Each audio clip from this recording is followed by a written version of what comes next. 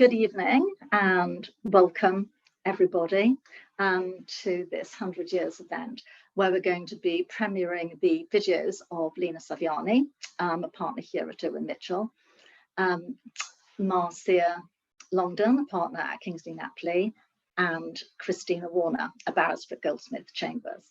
I'm Alison Eddy. I'm the managing partner of the London office of Irwin Mitchell. I'm also a medical negligence partner. And when Denis-Smith, the amazing Dana, founder of 100 Years, first 100 years and now next 100 years, first approached me about sponsoring a video series highlighting women from minority backgrounds, I jumped at the chance to be able to do that because I love the 100 Years project. I love its positivity. It's so joyful, the way that it celebrates the achievements of women. So really, really pleased to be able to sponsor this video series.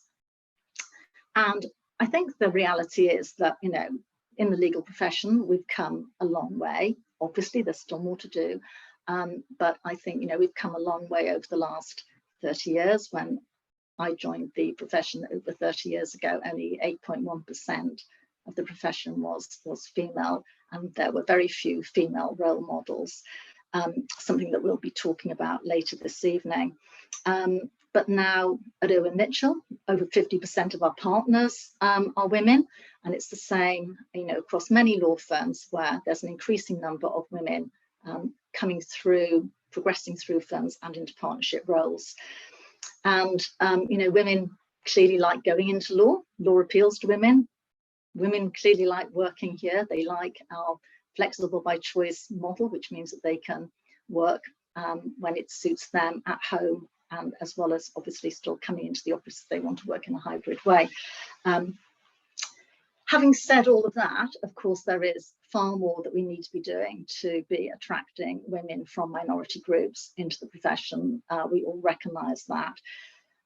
So hearing stories from amazing women like Leena, Christina, Marcia tonight, the hope is that that will inspire women coming into the profession to make their dreams a reality.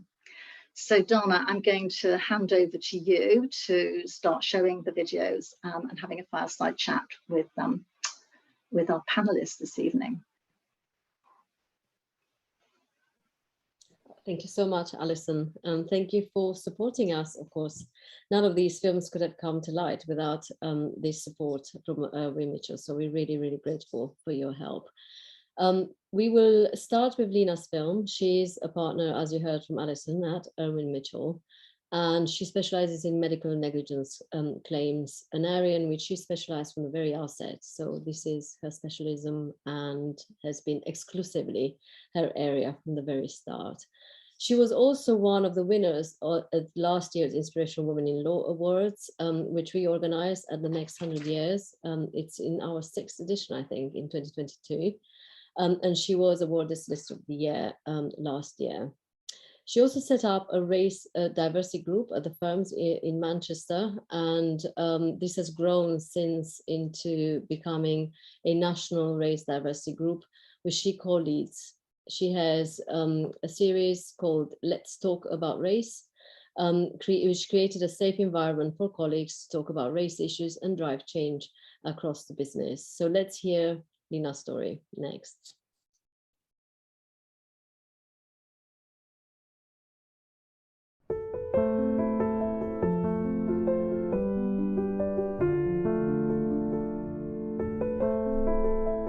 So we have some brilliant lawyers in the profession, but we need to ensure that all law firms are working cohesively to promote diversity within that profession, so that society is best served. So I've been with Irwin Mitchell for 16 years now. I trained with the firm, and I've had the opportunity to work across a few of our different offices, and I'm currently based in London, and I specialise exclusively in medical negligence law, representing patients, and I have my own team. At At Irwin Mitchell, I am co-chair of our Race Diversity Network, I Am Respect, and I also sit on our Diversity and Inclusion Board.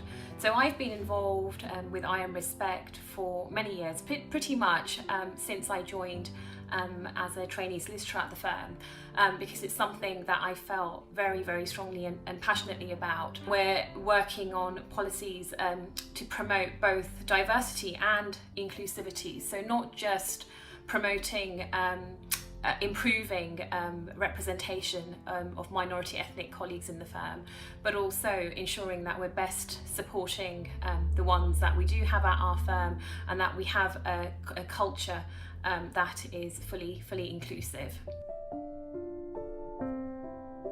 Anyone aspiring to be a lawyer has got to have real drive and passion. The law is such a competitive field.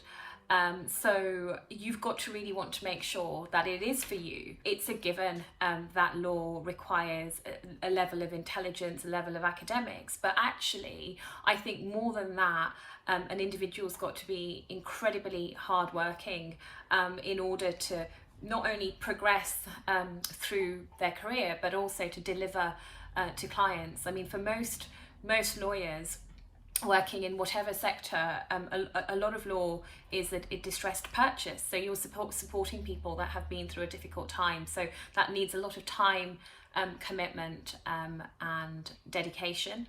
Have an early think about exactly why you want to be a lawyer, why a legal career is something you're interested in, just so you can test that strength of motivation and also get a good idea about what type of law you might be interested in. I would also say it's important to be incredibly open-minded and not to have a fixed mindset about the type of law you want to practice. Of course, we all have our interests and we're pulled in a certain direction, but it's always good to have an open mind, because by way of example, early on I always had it in my mind that I wanted to be an intellectual property lawyer, and here I am as a medical negligence litigation lawyer, and I'm here and I thoroughly enjoy what I do, and that's because I kept a very open mind and was happy to try different things.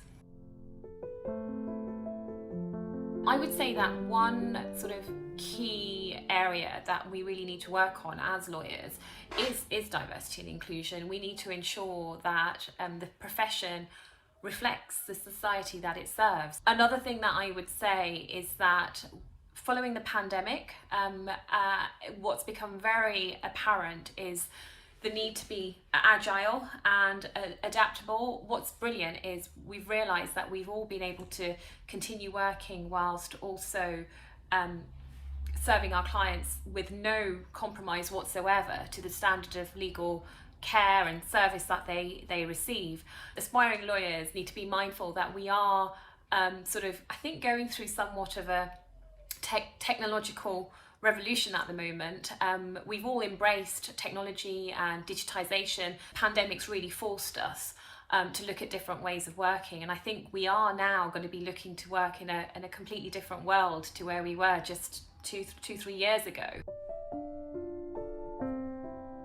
This picture of my parents was taken in the 70s, shortly after they got married.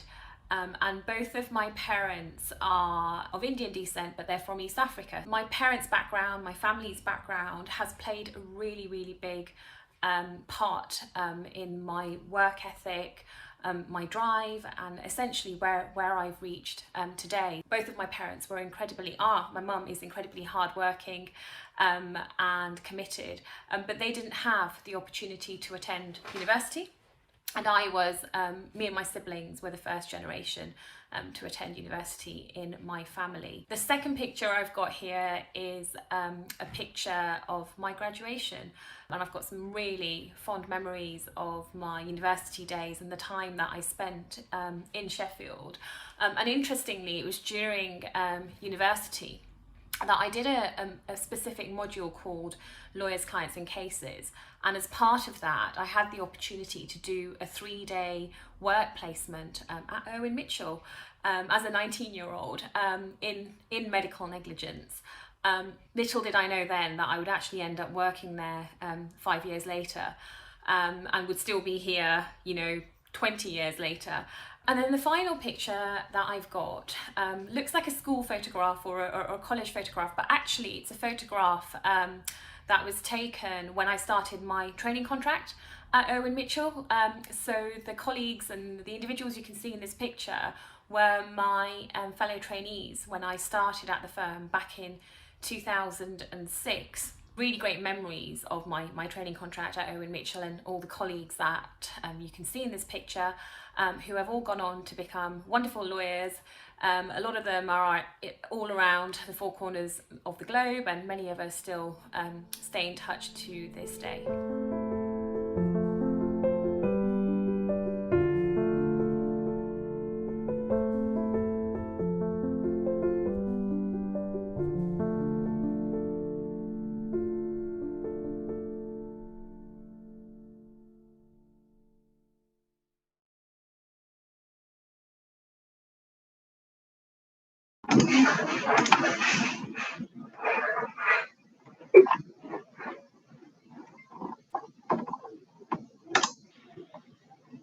I'm delighted that Leena is able to join us tonight.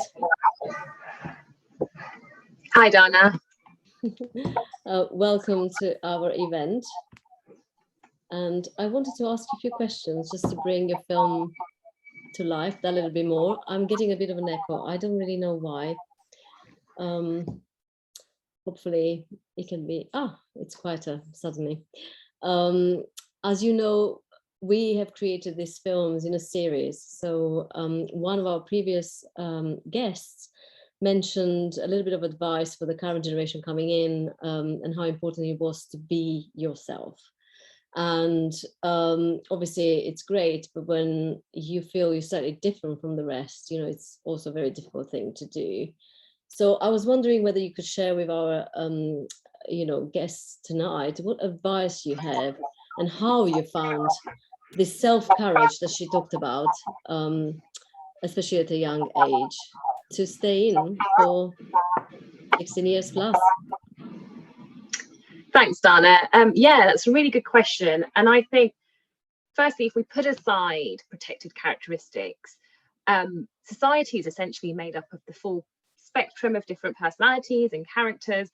And that's what essentially makes our world so rich. And wouldn't it be a mundane world if we were all exactly the same? And I think that creativity and diversity of thought is hindered if essentially companies employ people that are all exactly the same or very similar. And I think the great thing about having different characters and different personalities in any workplace is that this essentially creates diversity of thought. Different people bring different ideas, different perspectives based on their own individual lived experiences, essentially. And I think that diversity of thought isn't that something which is just nice to have. I think it's an absolute imperative if any business or organization is to be successful. So I think what that means is when we say to aspiring lawyers, be yourself, that is a statement that's made with genuine intent. All businesses and law firms want a mixture of personalities, characteristics, and skill sets. And as far as I see it, we should all be ourselves at all times, because to do so otherwise would mean that we're not being true to ourselves. And ultimately, if you work anywhere where you feel you can't bring your authentic self to your workplace, you're not going to be very happy. Now, so I think that's something that applies to all of us, but there are further challenges that people from underrepresented communities face, and whether that may be because they're from a specific race or they may have a disability, whatever it might be. What we do know is that these individuals sometimes find it harder to be authentic, as they're often a minority in their workplace. And it does take further courage for these individuals to be themselves, because many feel a compelling requirement to fit in. So a couple of years ago at Irwin Mitchell, we carried out an initiative called Let's Talk About Race. And we spoke to a number of people in our business about their experiences with race. And one sort of key thing that came out of that is that a lot of minority ethnic colleagues, using that as an example here, said to us that they were sometimes conscious in certain events or seminars or meetings that they might be the only person of colour, and they acknowledge that sometimes that might lead them to be more self-conscious, which creates an almost subconscious desire to blend in and behave in a way that conforms with the majority. So that could be to do with the way people socialise, or topics of conversation, for example, that they can't quite relate to. So I completely acknowledge that there are further challenges, but what I would say is that, you know, absolutely embrace your individuality. You know, being yourself is not something that, you know, should require self-courage, because absolutely it's not something to be afraid of. It's essentially what businesses want, law firms want, and it's something that you should embrace. There is one example that I'd like to share about authenticity, which is I'm Indian and I speak Gujarati. And when I started work as a trainee, you know, my parents both speak English and Gujarati, but we converse in Gujarati. And I would often, whenever I got a call from my mum or my dad, I'd pop into a quiet room just because I didn't want anybody to hear me speaking in that language. And I did that for a few years until I thought, why don't I just take that call at my desk? And I started to do that, and people would comment more out of interest to ask me, well, what language were you speaking? Oh, wow, that's amazing. We didn't realize you were bilingual.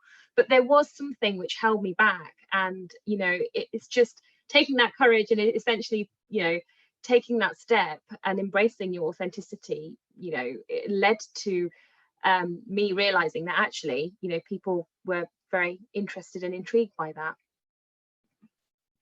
That's such a great example, actually, to give. So, and also it kind of ties very nicely to your own path into the profession. Obviously, you touched on your family, your being the first generation coming all the way to higher education. So when it comes to underrepresented groups, what advice would you give? I mean, let's keep it into kind of 3 bullet points. You know, what can they practically do? With kind of what advice and insights could you share with them to help them rise to the top of the profession based on your own experience? Yeah, sure. So a couple of bullet points. I would say have confidence and conviction in your own abilities. You know, anecdotally, I've noted over the years through my diversity and inclusion work, and not just in my firm, but work that I've done with the Law Society, that imposter syndrome is rife in underrepresented communities, and I think it's probably due to a lack of role models. And I would say, you know, banish that imposter syndrome and recognize your worth and what you bring to the table. Now, I know there's a lot of discussion and debate about imposter syndrome, what it really means, but certainly my experience has been focusing just for one moment on race. Discussions that I've had with people, I think that there's a lot of I think a lot of people lack confidence just because they're working in an environment where there aren't many people that look like themselves. So yeah, I'd say have confidence and conviction in your own abilities. The other piece of advice would be persevere and don't be disheartened by the lack of diversity around you. You know, we're all here today to discuss underrepresented communities, and I think we all agree that there's a lot of work to do. But I would say that, in my view, I think we're living through a paradigm shift. I think the profession has made huge strides in relation to D&I compared to, say, 15 years ago when I first entered the profession. And the dial is shifting. Of course, there's absolutely a lot to still do, but I think that individuals from underrepresented communities will probably find that in some places they might be the only or one of few people from those groups in a particular organisation. And I would say to them that's something that they should absolutely be proud of, and you know, they should recognise that they're role models and that they're inspiring change in others. And because you mentioned the kind of system, if you like, surrounding, obviously individual action is important, you know, battling through and making sure you stay in, very important. But what more can we do? What more can the profession do to make it easier for people to not just come in, but rise up? Yeah, I think it's really important for law firms to engage with underrepresented communities. So make a real effort to reach out to those groups and let them know that you're approachable and that people from these groups can very much be employed at a law firm like yours. And I think reaching out and engaging sends a positive message from the outset. So that could be through things like ensuring you're present at law firms, in colleges and universities which have got high percentage of underrepresented groups, engaging in social mobility initiatives. For example, at Irwin Mitchell, we participate in the Prime initiative every year, which is engaging students very, very early on. The other sort of key piece of advice that I would give is that it's important for firms to place equal, if not sometimes more importance than inclusion. When we look at diversity and inclusion, the two do very much go hand in hand. So, look at your culture. And I don't just mean a company's ethos or culture that's written down on your intranet page or your website. I mean, taking a real hard look at the values and behaviours displayed by people that work in your organisation. Is the culture truly inclusive? Are you genuinely encouraging people to bring their authentic selves to work? What type of social events do you hold? Are they sort of inclusive for everybody in your workplace? Do you have listening groups and networks for underrepresented communities? And I think most importantly, are all the senior leaders in the business engaged with the firm's D&I strategy? Do you provide bespoke D&I training for your leaders in the same way that you provide other leadership training?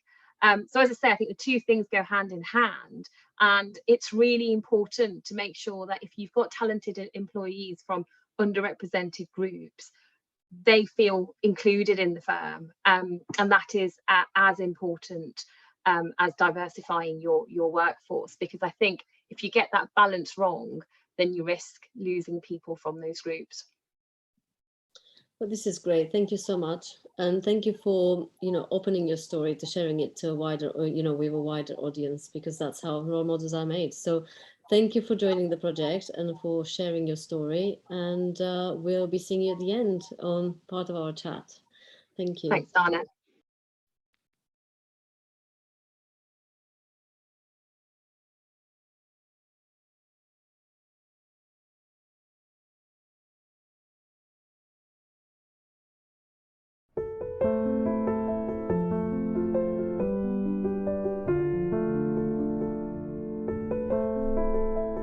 So as a family practitioner, I represent a lot of individuals from the LGBTQ+ community, as well as the Spanish and Portuguese speaking communities in England and Wales.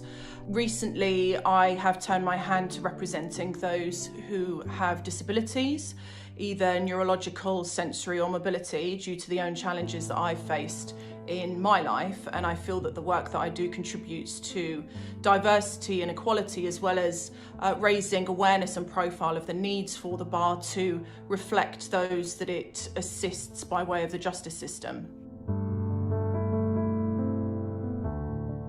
I'm a family and animal protection barrister at Goldsmith Chambers, and I was previously a solicitor. I've also been a legal journalist and interpreter, and was called to the bar in 2014.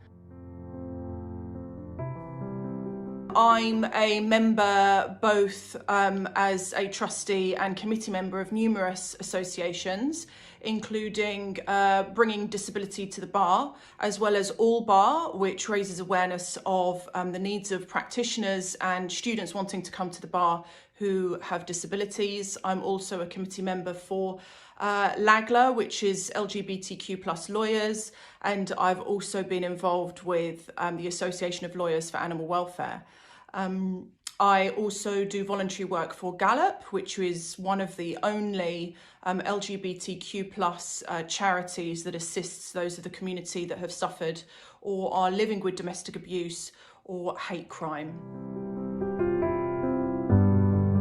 So I think a pivotal moment in my career has been my diagnosis of Stargardt's disease, which is juvenile macular degeneration. The way I describe it to people is it's how older people lose their eyesight, but happening to younger people. I noticed that my eyesight was deteriorating quite quickly, and knowing that my brother was diagnosed with Stargardt some years ago, I was given my diagnosis at the beginning of 2021, which was, it's been pretty tough knowing that I'm losing my eyesight, but it's forced me to reevaluate both the way that I approach my practice as well as who I am as a practitioner. I realise that there's very few resources for barristers, or in fact legal practitioners who have disabilities, to get advice and assistance within the profession. So I reached out to a few barristers with disabilities, and I can only say that they have been phenomenal, and I'm immensely proud to now be part of a community and represent a community that's so diverse. So I think the qualities that both current lawyers and students looking to practice law need, I think determination goes without saying. The legal profession, a career in law is tough. It's really, really tough. So having a thick skin will take you a long way. I think as well a sense of integrity, as much as you will be representing individuals or businesses. I think having a sense of self and your worth and your value is essential as well, because the legal profession is known for we're completely overworked, and court listings are saturated, and everyone's always very, very busy. And I think having a sense of self-care and knowing your own value is essential. And resilience, I think, which ties in with determination. I think having resilience and knowing that there will be knockbacks is very, very important as well, because trying to get a training contract, trying to get a paralegal job, trying to get a pupillage is really, really tough. And I think that can really affect your self-esteem and knock your confidence, but just keep going, keep on going, and you will get there in the end.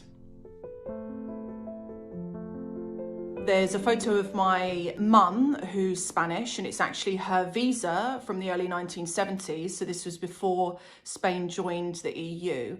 And it's a stamp within her passport where it says alien. What struck me about it, first of all, was how proud she looked, how proudly Spanish she looks in this photo, as well as how proud she looks as a woman to have a visa. There's just something about that photo that just conveys real confidence from such a young woman. The next photo is a photo of me with my amazing, crazy, fantastic, fabulous friends when I won the Lynn Freeman Women in Law Awards in July last year.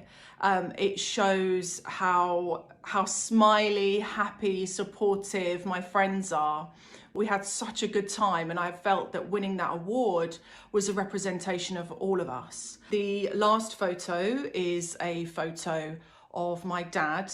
I spent most of my summers as a kid on the coast of Spain with my mum's side of the family, and my dad worked really, really hard, and he would only be able to get maybe a few days off to come and see us. He was an engineer before he retired, and he taught me everything about cars and motorbikes. And although I'm a girl, he was always very eager to push me to get stuck in with what were traditionally male responsibilities. And it was great, I think, to have that juxtaposition between my mum, who's very feminine but also very fierce, and my dad, who's a real man's man, but at the same time encouraging me and pushing me forward to, and reminding me that I could do anything that I set my mind to. And I think this photo really shows that. I think that the legal profession lacks diversity. I think it lacks representation. I think it's very telling that there have been numerous reports published over the past few years as to the underrepresentation of ethnic minorities as practitioners, those with disabilities as practitioners, and those of the LGBTQ+ community as well as those from alternate routes to law and low-income backgrounds. I think that the legal profession is still very closed, and there's a lack of transparency, which in turn affects students coming forward and their sense of capability to be able to pursue a career in law. I think that has to change. But my understanding, and I feel that the work that I try and do and the associations I'm part of, we're working towards moving that forward and ensuring that the next generation, it's a much more diverse there's a sense of equality and inclusivity as well amongst the bar and practitioners, because it has to reflect the clients that the justice system serves. And I would say that at this stage it simply doesn't. And in turn there's a detachment in understanding of what those that are trying to access justice need if their representatives simply don't understand those needs. And that desperately needs to change.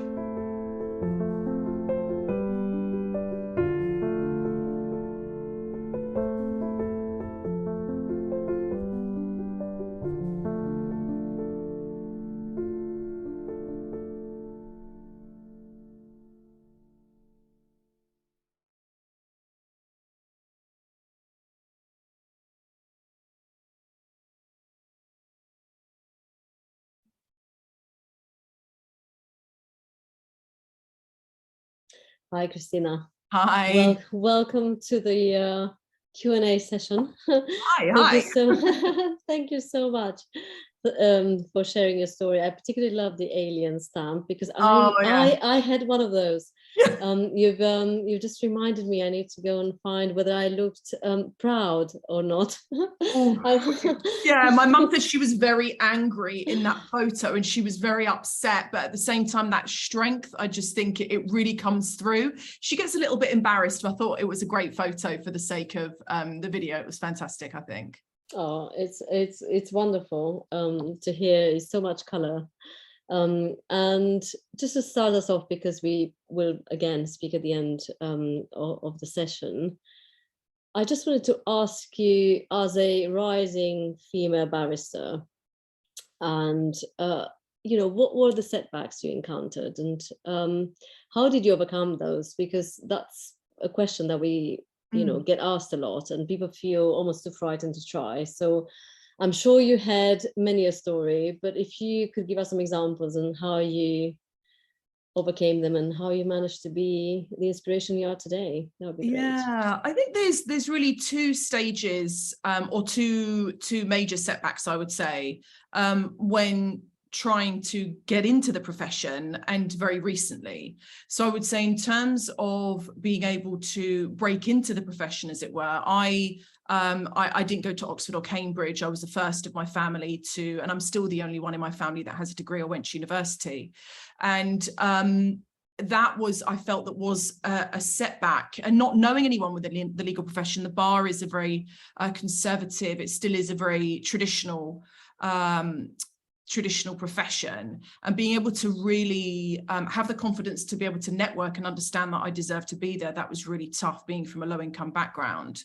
And I think you just need to believe in yourself. I think you need to bank on your own abilities and bank on your willpower to be able to really stick to it and have that determination. I mentioned in the video about resilience.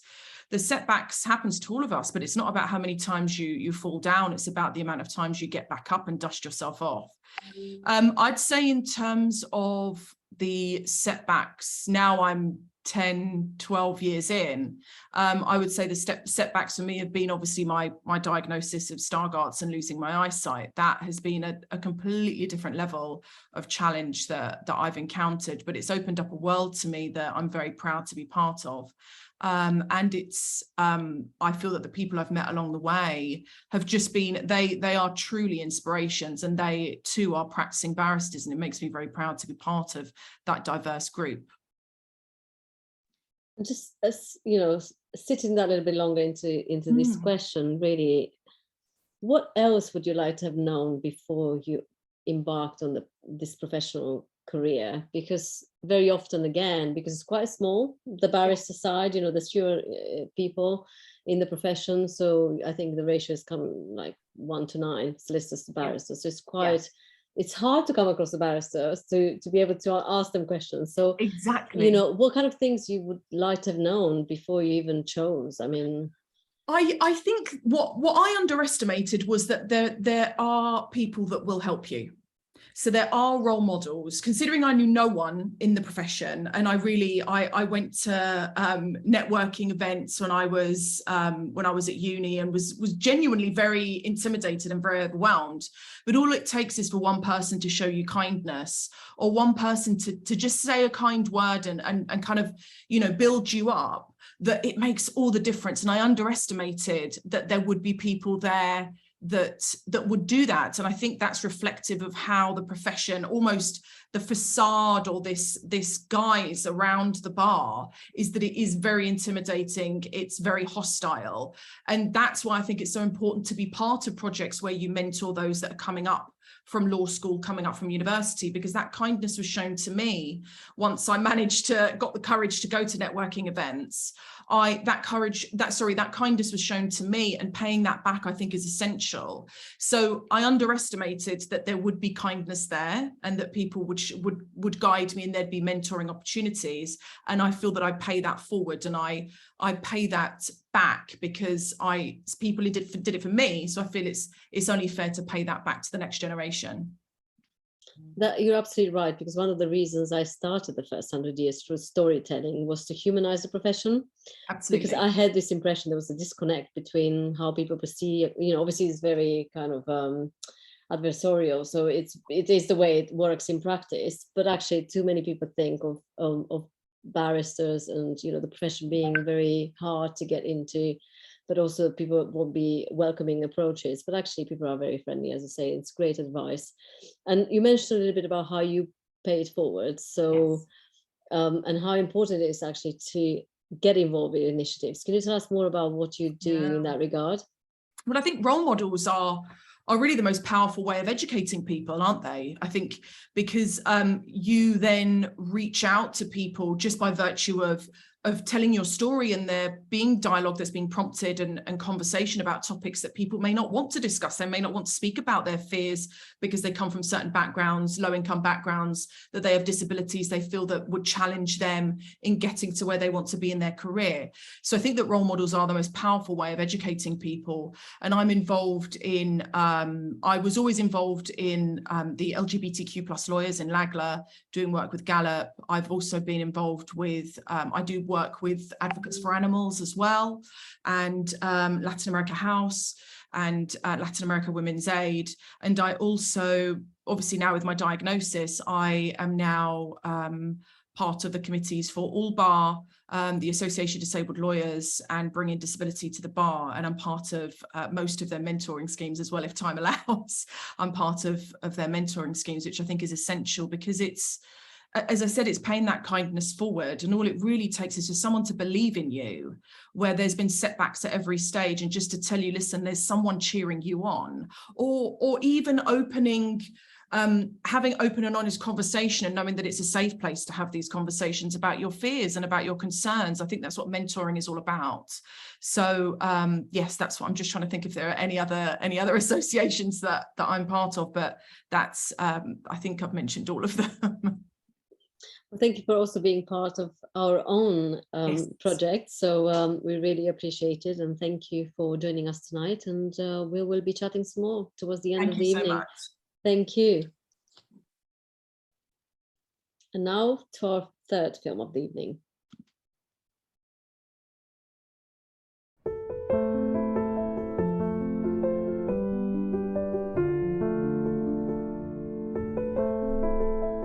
What I love is that over the years I have seen many women who I started out mentoring, and they're achieving so much in their careers, and it just makes me incredibly proud. I see myself as an advocate for change.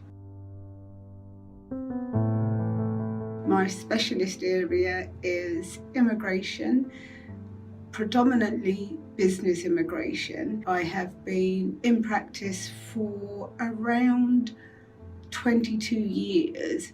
I originally started out doing asylum.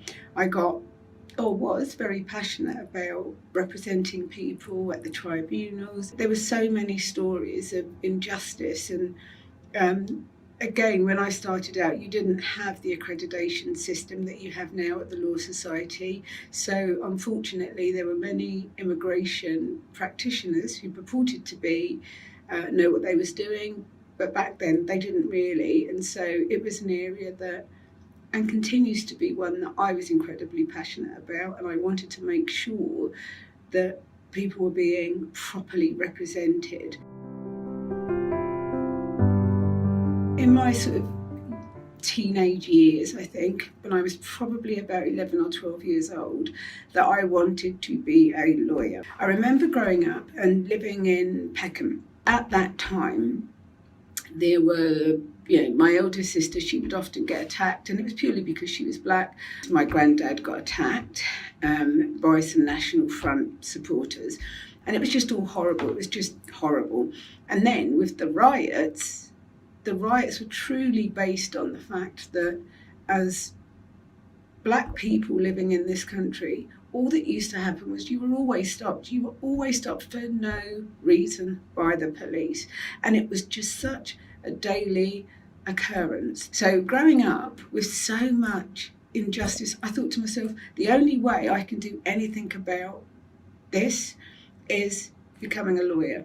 And I thought, you know what, I'm just going to really try, because otherwise, if I don't get in the system, then I'm not going to be able to help anyone. I'm just simply not. I would just be watching the TV, watching the news, and seeing so much damage being done to black people in that community in South London, because it was just constant.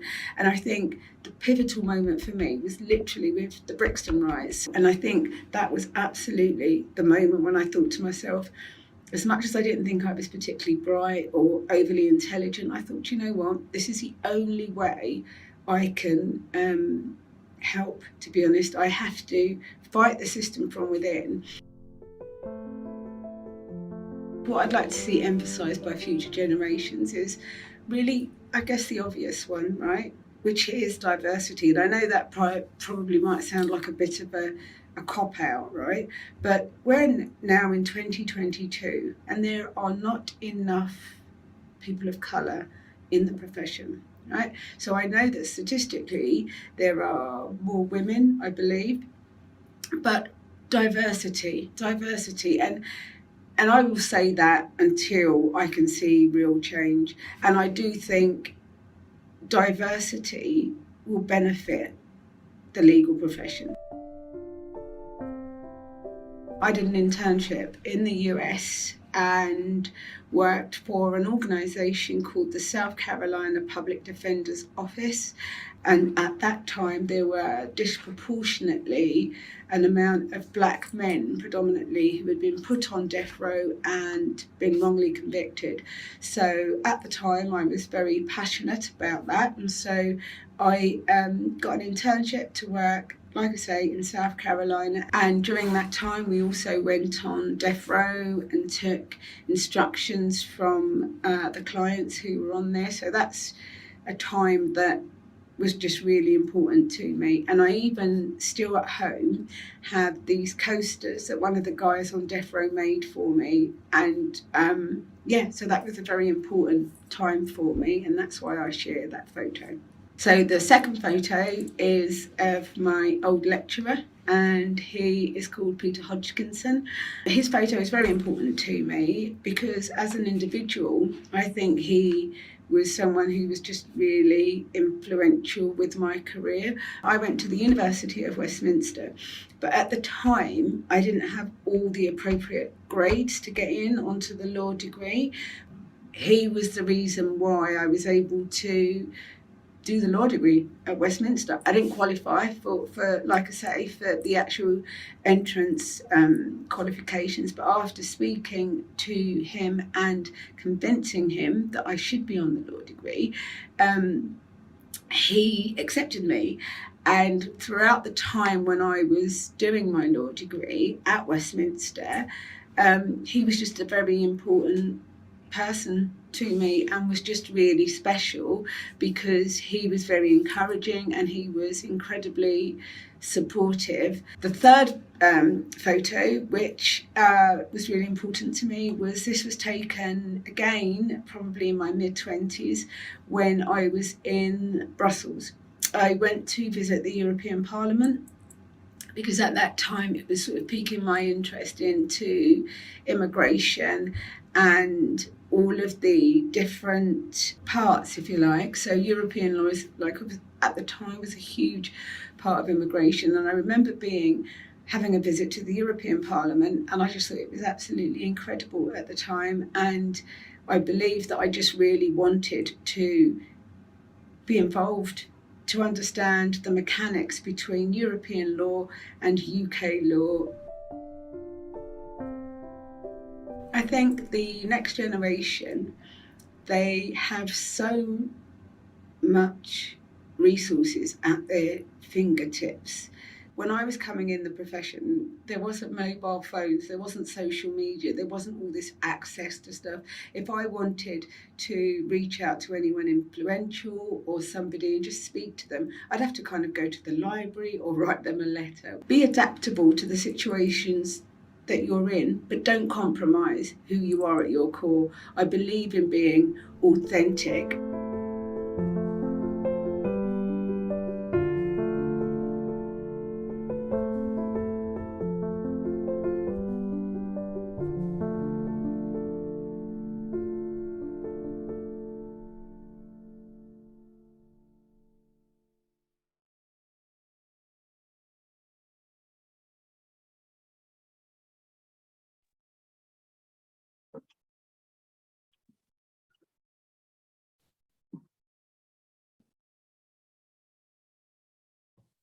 I'd like to welcome Marcia now to the stage to have a chat about her career. It's so good to hear more about your story. I feel like I know you, but I have some new things about you, which is great. And I wanted to start a little bit in our quick fireside chat. You talked a little bit about the social changes around you that forced you, if you like, down the path of studying law. Do you have any examples of your own professional life in which you felt you played down the differences to not hold yourself back at work? Hi, Diana. Thank you so much for this opportunity, really. I was really overwhelmed when I was asked to do it, so I am grateful. So thank you very much. I wanted to say that first. When I was thinking about, doing this, I thought, is there any time when I've had to play down who I am or been in a situation?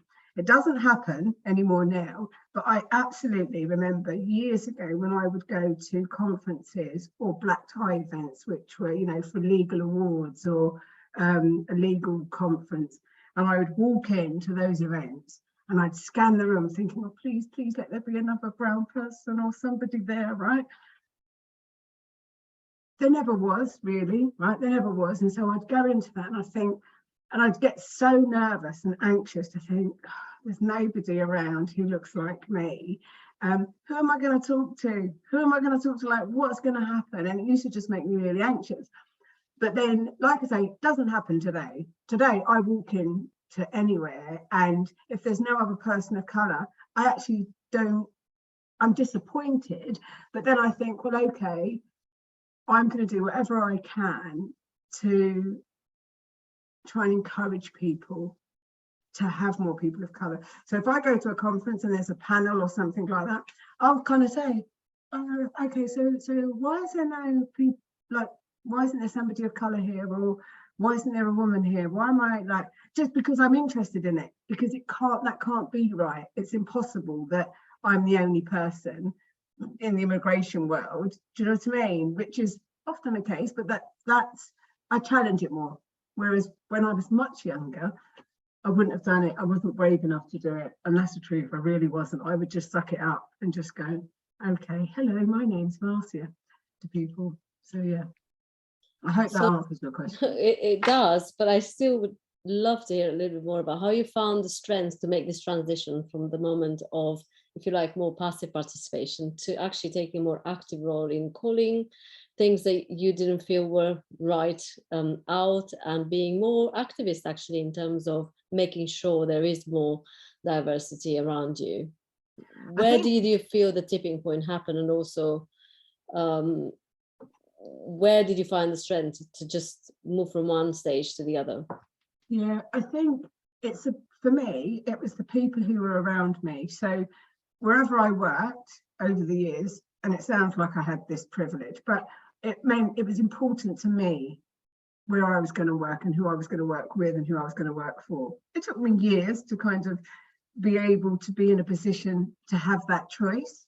But each place that I worked, I thought, right, okay, can I be me? I have to be me. I have to be authentic. I have to be just who I am, because, and I'm slightly echoing Leena to some point, but I can't be anybody else. It's just impossible for me to be that person. Like I said in my video, I always felt that I wasn't particularly bright, or I wasn't particularly posh. And so I wasn't going to try and create those types of situations for myself to pretend to be somebody else. So I actually think the tipping point is embracing your difference. I think being different is beautiful because everybody is different. And once we recognize that and we accept that, then I think it's the thing that just helps you, you know, progress and excel. I absolutely 100% embrace my culture. Look at me, I'm a Black woman, right? So, and my parentage is Jamaican, love it. I was born in East London, love it. All of it makes me different, but I embrace it and I'm very proud of it. So kind of any opportunity that comes along, I'm going to tell people who I am, if they don't already know, and try and encourage other people to be authentic and embrace their difference. Dana, have I answered the question, or did I just... No, you are answering the questions. Of course you are. There's no test. I'm not marking anything. No, yeah. It is a really lovely chat. So I have one last question, and then we will move into the panel and hand the chairmanship to Alison.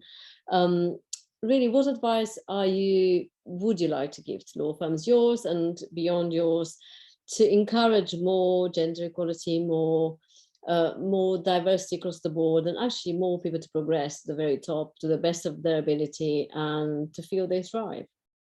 So I think, right, don't just do mission statements on your website. Don't just chat stuff and say, oh, this is great, this is what we're doing. I think you've got to really do the practical stuff, right? So at Kingsley Napley, I'm going to get the figure wrong, but I know that we're at least 60% women, we're at least 60% female. We have a very strong ethos in the firm, and everyone has got to know our values, and that's right across the board, and that's huge for us. And even I was the first Black partner, I always say this, but I was the first Black partner at Kingsley Napley, and that was like nearly 9 years ago, right?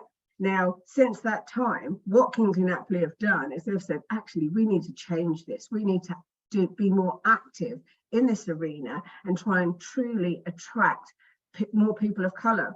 So we, like most organisations, we have a D&I group, but we changed that name, I think it was last year, because we wanted to make sure that we was inclusive with everyone, who, even people with disabilities, you know, different social backgrounds, obviously race, ethnicity, cultural heritage. We wanted to take the whole thing and say, we want to actively recognise and promote change, and that is what we do. So just really quickly, we've donated to the Black interns, right? So we've committed to that for 5 years.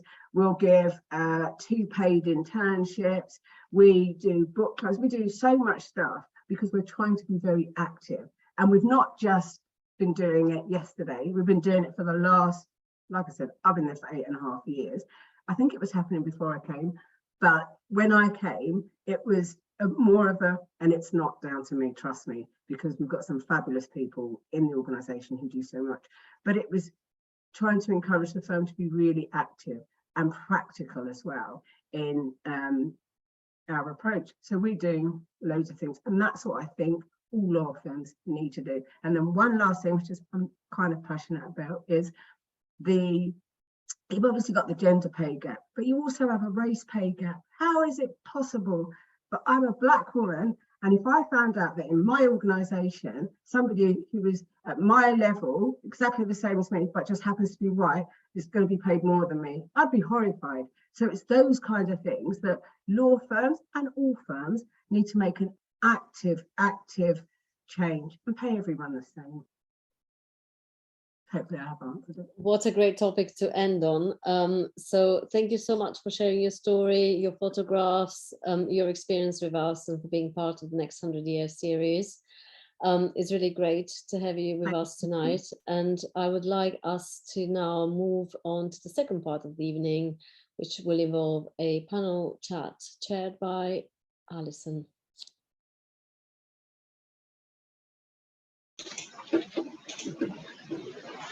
Thank you.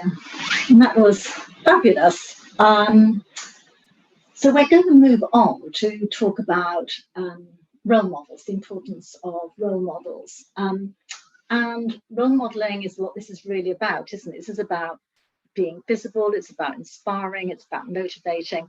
And Christina said role models are the most powerful way of educating people. And she talked about the importance of sharing stories, and that's what this is all about. So we're going to talk about role models, and I think I'm going to start by asking you, and I might start with you, Donna, actually, what you think the top qualities are for a role model. So perhaps everybody could just choose one thing. So Donna, what is it for you? Not an easy question, can I say? I didn't think you'd find that one hard, Donna. Well, I think, because I think being willing to accept being a role model is the starting position. Very often you can be reluctant. You can almost fight being one. And I think people, as we've heard, need role models. They need to identify with what is possible, and they create aspirations. So accepting being one, I would say, is the first step. Yeah, because it's a big responsibility, isn't it? I think that sometimes, we forget the impact of what we say and what we do. So yeah, I agree with you, actually. I think it is. And sometimes that feels like quite a big task. Right, I'm going to ask everybody quickly for their one word on this. So I'm going to go to Marcia next. Oh, thanks, Alison. I feel like I'm going to be repeating myself, but I think in order to be a role model, you've got to be authentic, because if someone can't identify with me because I'm acting in a different kind of way and things like that, then yeah, to me it doesn't work. I think authenticity and be approachable.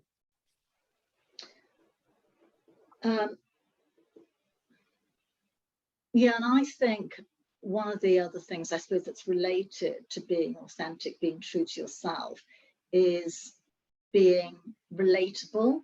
So, I think sometimes, I think a danger is that people can try to make it look easy, and actually, I don't think that's very helpful. And I sometimes think we ought to have honest conversations about how hard some things are. I mean, I think post-pandemic, during the pandemic rather, when everybody was working flexibly, that made it easier in a lot of ways to balance family commitments with work commitments. But generally, it isn't that easy to do. And so I think it's, as you say, I think that's part of being authentic, being honest about it. And I think it was Leena who was saying, how hard a lot of it's about hard work. You're not going to succeed as a lawyer without some hard work. I mean, obviously you need talent, you need luck, everything else, but you also need to be prepared to work hard, and there's not much point in pretending otherwise. Okay, Christina. I think honesty, because the way that I see being a mentor is that you're offering guidance, aren't you? So you're drawing from your own experience to assist someone who is yet to get to where they want to be. So I'm often asked about feedback on CVs, feedback, mock interviews, pupillage applications. And I think being honest about where my mentee can advance the chances of them getting that second interview or getting that mini pupillage, etc. I think having that honesty, I think that really is the foundation of a mentee-mentor dynamic. So honesty, I would say. Yeah.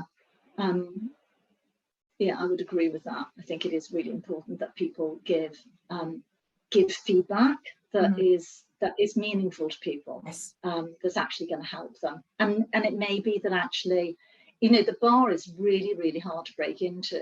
And I think that, you know, you would never want to dampen anybody's enthusiasm, but it may just be that they're going to really struggle. And I think it's important to have those conversations.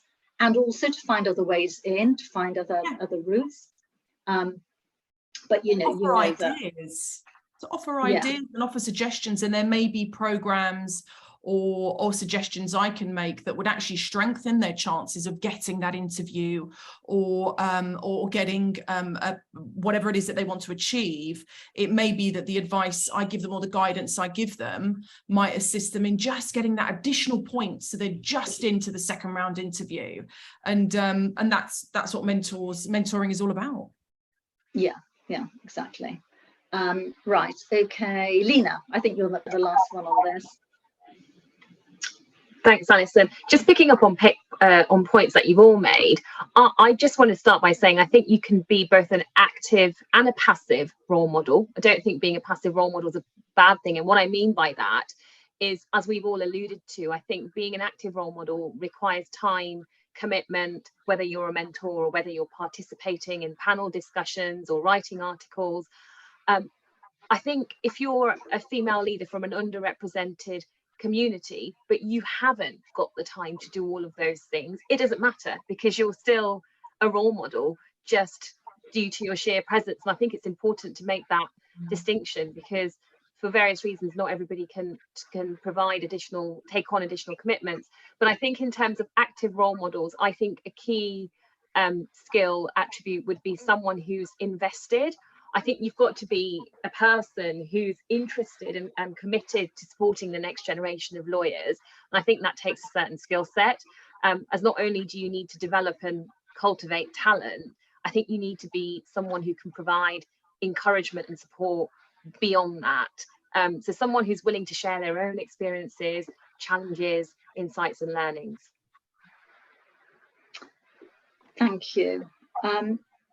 We've talked a bit about mentoring, and I wanted to ask how important you think mentoring and indeed reverse mentoring is. I don't know whether any of your organisations have a reverse mentoring scheme or even have a mentoring scheme.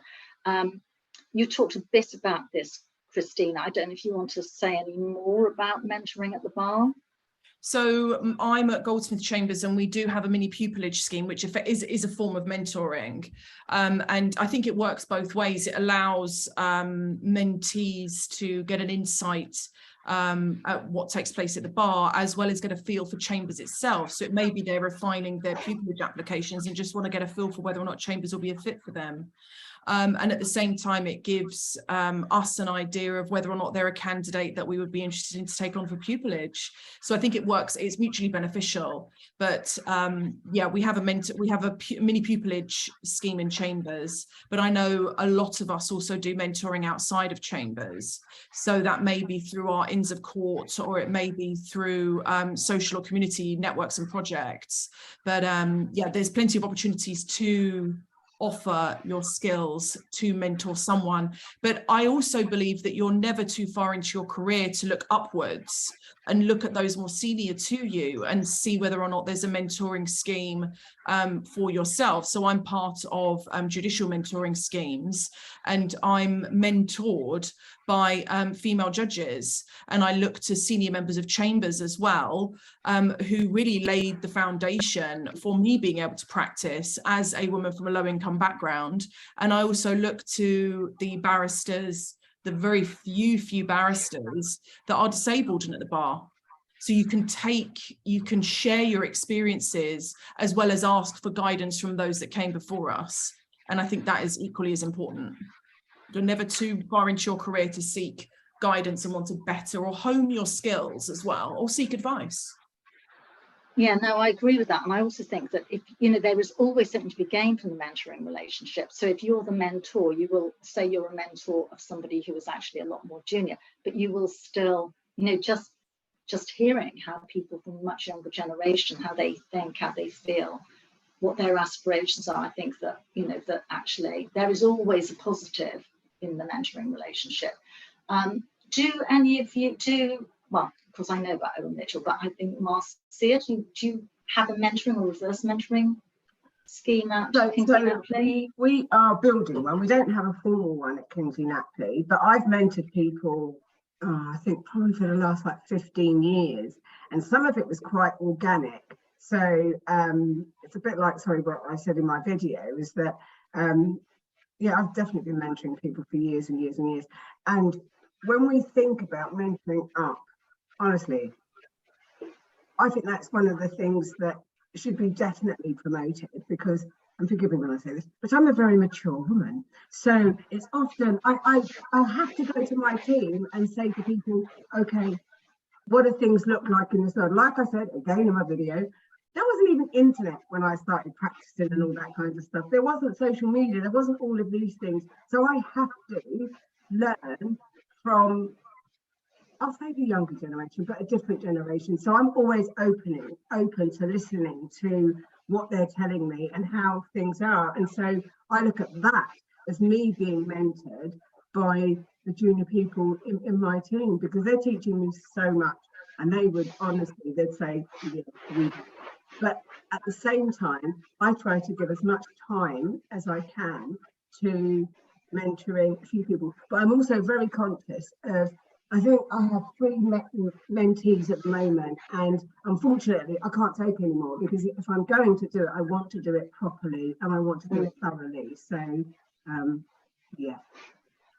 One of the things that I experience is peer-to-peer mentoring, actually. I mean, in a way, the cohorts of trainees when I started, in my law firm was a form of peer-to-peer, mentoring. But definitely in my business life, getting a sense of where you are in your entrepreneurial journey and understanding what is, the benchmark, what is expected, and being able to speak to people at your level and get a sense of where you are. I found that really helpful, and having honest conversations with them.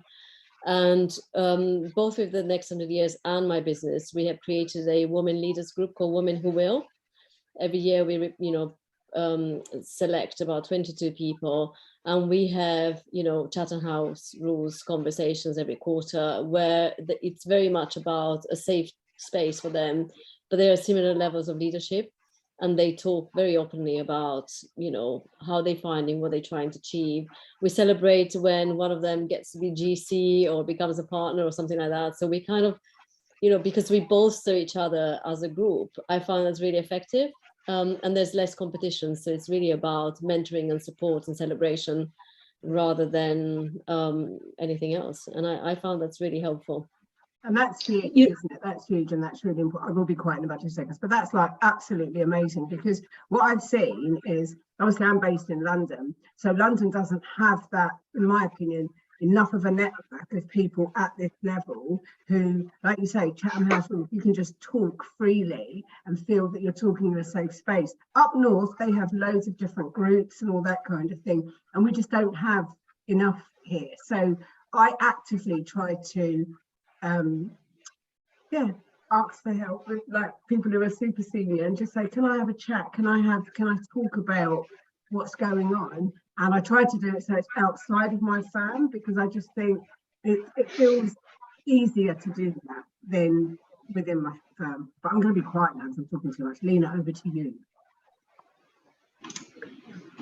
So at Irwin Mitchell, we do have a traditional mentoring scheme, but one thing that the diversity networks have recently launched is reciprocal mentoring. So it is taking the concept of reverse mentoring, but we've relabeled it reciprocal mentoring, and essentially that's turning the traditional mentoring model on its head. And rather than having a mentor imparting their knowledge, experience, insight to a more junior mentee, the relationship and reciprocal mentoring is evenly balanced. I think, but perhaps not dissimilar to what Dana was talking about in terms of peer-to-peer, except in this situation, you might still have a more senior colleague with a more junior colleague, but the relationship very much is about equal understanding and committing to learn more about each other, not just about sort of your professional accomplishments, but also about challenges that you faced. So specific to the network that I co-chair, I Am Respect, which is a race diversity network, we partnered colleagues at Irwin Mitchell from minority ethnic backgrounds with Caucasian colleagues. Now, it is very much a pilot. We launched it in May, so we haven't, I think we're due to review it at the 6-month point. So we'll be welcoming feedback, and we don't profess to say that this is a solution or an answer, but it's something that actually our colleagues asked for during the course of the race. Let's talk about race sessions that I talked about.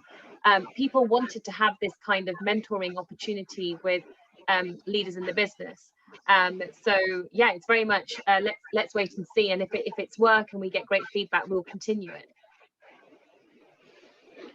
I think, Christina mentioned people being kind and wanting to, a lot of people really want to help develop junior lawyers within their practice, or people coming into the bar, people from backgrounds where they don't have any contacts, they haven't been able to do work experience, and then when you've benefited from that, like Christina said, then you want to be able to pay forward with that. So I think part of it is about reaching out and saying you'd like a chat, and generally I think people will respond positively to that. So I think I would encourage people to just, maybe not a formal mentoring relationship, but just having a chat. One thing, Alison, if I may, Alison, I just wanted to make one point which I think is really important. I think we all of us feel strongly about giving back and supporting others, but one thing that I've become very aware of over the last couple of years is essentially, I think sometimes there can be more of a demand on unrepresented leaders and colleagues to, for example, mentor or give back. And I think we've just got to be really mindful of that, because I think many of us feel a sense of obligation to help others and influence and inspire others. But equally, I think we've got to be mindful that sometimes, I think I read a really interesting article where it was referred to as a taxation on underrepresented colleagues. So I think mentoring is brilliant, but I think we've also got to be mindful of making sure that that balance is there and not necessarily having that expectation. Yeah, I think it's a point really well made, Leena. I want to ask Christina a question because we talk about disability a lot less than race and sexuality, I think, as well. So Christina, do you want to talk to us about is it the Disability Task Force? Yes. Yeah, do you want to talk to us a bit about that? Yeah, so in my own experience as someone who was born able-bodied and has become disabled whilst already being at the bar, I noticed there was a distinct lack of support. And I'm sure that many disabled people, whether or not they were born with a disability or they were born able-bodied and then acquired a disability later in life, would probably agree that disability can be extremely isolating, both from a mental standpoint and a literal mobility physical standpoint. And when I originally got my diagnosis, I reached out to my IN, I reached out to the Bar Standards Board, to the Bar Council, and there was really nothing. There was a lot in terms of diversity, but not so much not really to do with disability and the inclusion of disabled practitioners. So I actually reached out to disabled practitioners, and they echoed my sentiments that it was actually very lonely. And I've noticed a distinct, the pendulum really is swinging in the opposite direction, because in the last 18 months or 2 years, there's just been a flurry of movement. And I think generally speaking, outside of law, there's an awakening, I think, in the public consciousness as to the disabled community and what we're capable of achieving. That was seen in the Oscars at the beginning of this year, and in everyone's living rooms through Strictly Come Dancing as well. So I think there's an awakening in the public consciousness of the disabled community, but the Bar Council and the Bar Standards Board have really taken that on board. And the Bar Council has established a disability task force, which is due to launch next week, actually. And the likes of the Association of Disabled Lawyers and Bringing Disability to the Bar and All Bar, as well as BLEMI, which is the Barristers with Lived Experience of Mental Illness. They're doing phenomenal work, and they're doing really, really well. And there's a real interest there. What I've been taken aback by is that so many people are coming forward and telling me their stories, not just how disability affects them personally, but also how they are affected by family members with disabilities. So when I go to court, I'm assisted by my PA, and I wear a badge which indicates that I'm visually impaired. And but I don't have a guide dog or a cane. I'm not at a stage where I feel that I need that when I'm in court, as I'm able to navigate with the assistance of my PA. But I will be honest with judges, and I'll be honest with opposing counsel. And I've been really honoured to hear the stories of opposing counsel tell me about how they struggled with postpartum depression. They've struggled with a parent with dementia. They struggle with the challenges as a result of a child with autism. And all I've literally told them is, hello, I'm opposing counsel, I'm visually impaired, just to let you know this is my PA. And it's opened the floodgates. And I, as I said, I'm very honoured and that these people have confided in me with their stories, but I think that really, really shows that there is a distinct lack within the legal profession generally, because this is solicitors as well. Instructing solicitors are instructing me because I have a lived experience of disability, and they want to tell me their stories. So there isn't enough dialogue when it comes to disability. There isn't enough dialogue when it comes to accessing the justice system as a person with a disability. And from the most basic, how do you get into a court building if there are steps and you're a wheelchair user, to, in my case, for instance, I've been in court buildings where the light bulbs don't work. It's things like this. Or if you are someone who's accessing the justice system who is from a low-income background and doesn't have access to IT that would assist you with being able to access application forms, access bundles, it's things like this. And it's the most basic of human rights to be able to access the justice system. So I'll park it there, because I've got plenty to say when it comes to disability, but I do see that the tide is turning. And I think it's very exciting times, both within the legal profession and outside. Generally from a social standpoint, I think it's very exciting times. Well, I mean, you're clearly really passionate about it. I would say passion is one of the top qualities of a role model, because I think it's infectious, and it's clearly, and it is infectious. And I mean, I agree with you. I think that people sharing their stories, I mean, you start talking and there will be people listening to this thinking, oh my God, that's amazing, and they'll want to share their story. So, and that's how role models are created. So, so thank you. Thank you for that. I wanted to ask how you think, I think we need more male role models, well, more male allies, although I think, we do have more men on board these days, but men as role models, perhaps working in a different way, showing more interest in a healthy work-life balance. I think the pandemic changed everybody, didn't it? We all started talking about self-care, looking after ourselves before we looked after others, and people who've never done yoga before, people like me getting into yoga, all that kind of stuff. And I think, we started talking about well-being and being kind. And I think we need to bring men into that discussion, and certainly around work-life balance and working in a different way, because what we don't want is a model where men are still turning up at the office every day and it's the women who are at home dropping the kids off at school and collecting them. So I don't know if anybody's got any ideas about how we engage men in those conversations. I mean, hopefully there was some listening to this and thinking, yeah, I'm on board with that. I think Alison, yeah, well, I would say I completely agree with you. And I know at Irwin Mitchell, obviously, we've got I Empowered, our gender diversity group. And I just think there's always been a misconception that if there's a gender group, it's for women. And I know at Irwin Mitchell, we've done well to get men engaged and attend our events, but we still want more to attend. But I think it's just, I think there's a general misconception around all aspects of diversity, which is, for example, when we come to look at race, it's not, our race network isn't just for our minority ethnic colleagues, it's for everyone, because it should be in everybody's interest to promote diversity at every level. And I think that misconception, and I know your question is about engaging men, but I think that question, essentially the challenge applies across the board.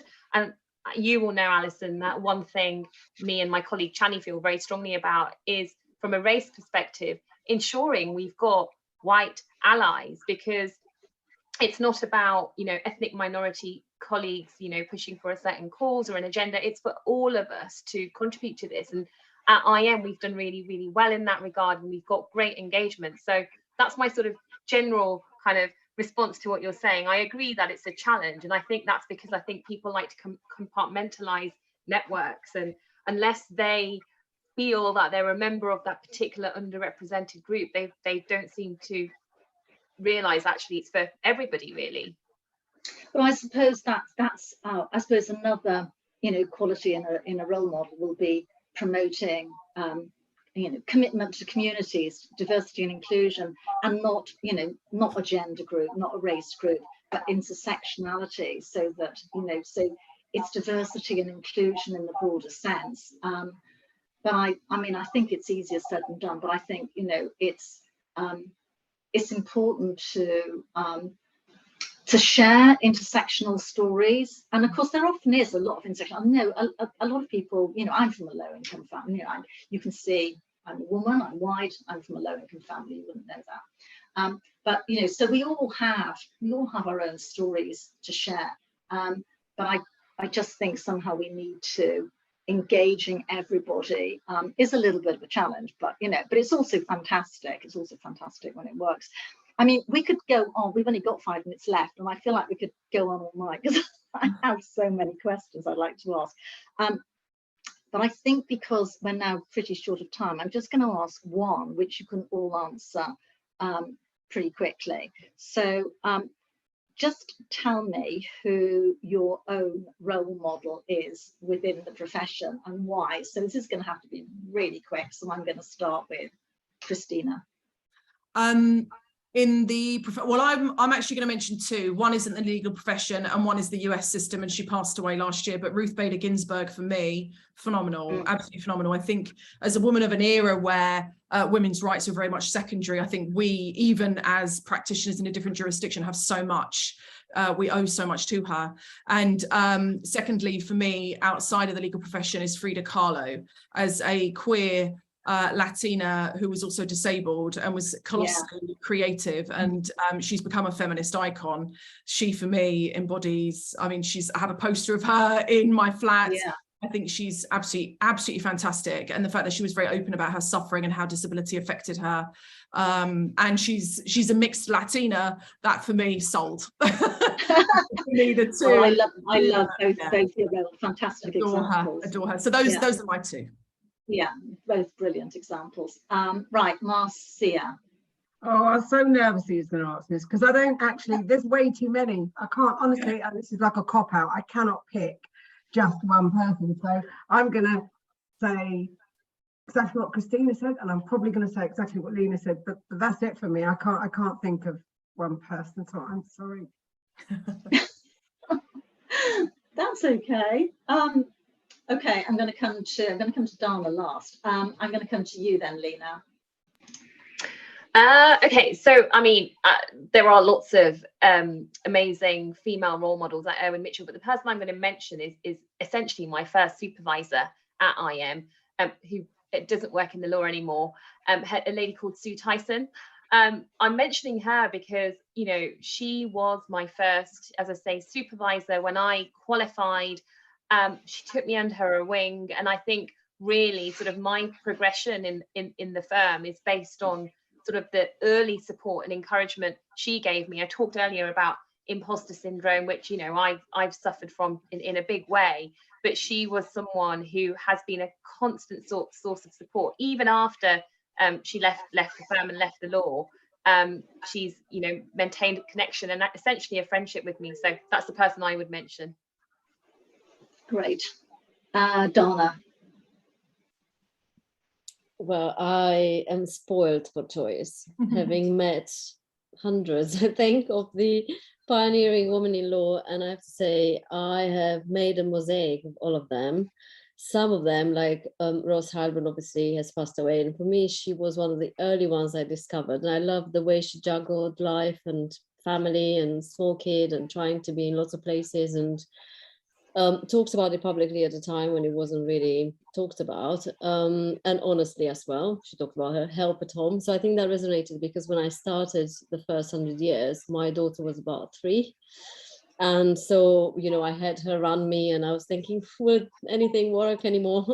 And so that definitely inspired me to keep going. Later on, when I met Lady Hale and I worked with her on the Arts Commission, it was really inspiring, and you know, it's amazing to have spent so many hours with her. And then I met Lady Arden, and she was amazing because she has such a passion for justice and law, and so different. And then probably one of the most amazing women is Linda Dobbs. I love spending time with her. We have such wonderful, you know, a couple of hours every few months together, and it really is, she's so calm and so passionate but still calm, and amazing story and achievements. So really, and she loved the music and the piano, so that always brings it back home for me. And so I always say that a role model is not, I never saw it as one person. I close my eyes and I make a mosaic of so many people that I encounter that teach me at least one lesson in life that I always remember and carry with me. Brilliant, brilliant. Thank you. Again, amazing examples. So we are going to have to wrap up, and I've enjoyed this evening so much. Thank you, everybody. I think what we've heard about a lot is the importance of being passionate, resilience, being confident, being authentic, being kind, getting involved in mentoring, embracing difference. So I want to thank, you know, our 3 fabulous panelists for sharing their stories on video, Marcia, Leena, and Christina. And I want to really thank you, Dana, for allowing Irwin Mitchell to be a part of your amazing project celebrating women in law. Thank you. Thank you, everybody. Thank you, everybody, and good night. Let's see you at the next one.